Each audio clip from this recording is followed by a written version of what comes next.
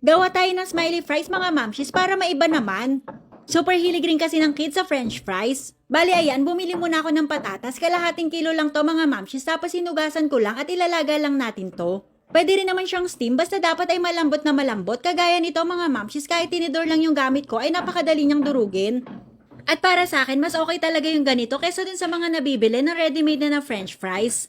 Medyo mag-i-effort nga lang tayong lutuin to pero worth it naman yan. Masarap naman kasi at saka real potato pa yung makakain ng kids. Bali naglagay nga pala ako dito ng 1/4 cup ng breadcrumbs, 2 tablespoon ng cornstarch, tapos konting asin at paminta. Half teaspoon yung asin or depende na sa panlasa nyo. Tapos ayan, mix lang natin to maigi hanggang sa mag-combine lahat ng ingredients.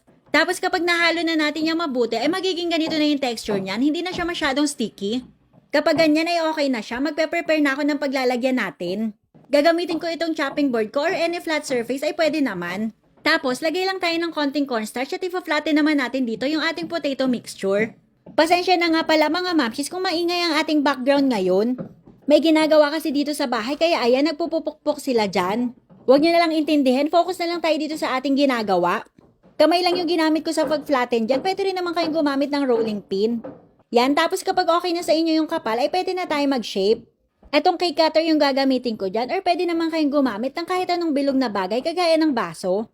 Tapos sa size naman ay depende na sa inyo kung gaano kalaki yung gusto nyo na potato smiley. Bali nakagawa nga pala ako ng 18 pieces sa kalahating kilo ng potato. Medyo makakapal na to, kung gusto nyo naman na mas maraming magawa ay pwedeng nipisan nyo pa. Mas manipis ay mas crunchy yung kalalabasan. Etong gagawin natin ay yung crispy yung outside tapos malambot naman yung loob. Yan, tapos gagamit naman ako ng piping tip dito. Ito lang kasi yung nakita ko para pambutas ng mata. Pwede rin naman kayong gumamit ng stick o kaya naman ng straw. Hindi lang talaga siya available dito sa bahay ngayon. Tapos ayan, gawa lang tayo ng 2 butas dito sa bandang taas para to sa kanyang mata. Hindi naman siya mahirap gawin mga mamshis. Medyo kailangan lang talaga nating paglaanan ng time dahil nga iisa-isahin natin yan. Para naman sa kanyang bibig ay gagamit lang ako nitong kutsara. Yan, maglalagay lang tayo ng smiley dyan.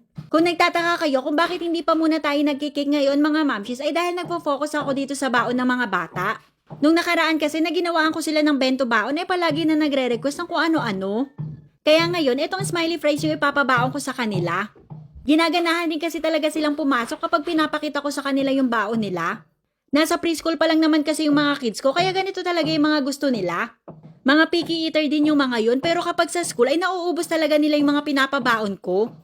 Lalo na nga kapag nilalagyan ko ng mga gimmick na ganito. Yan, at okay na yung ating mga smiley, pwede na natin yung prituhin. Naka-medium heat lang to mga mamshis, tapos dapat ay mainit na mainit din yung ating mantika bago natin iprito.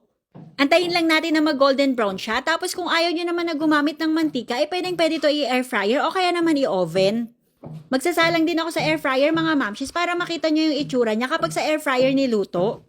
Yan, at magpe-prepare na rin ako ng baon ni Luke dito, simpleng-simple lang naman tong baon niya ngayon.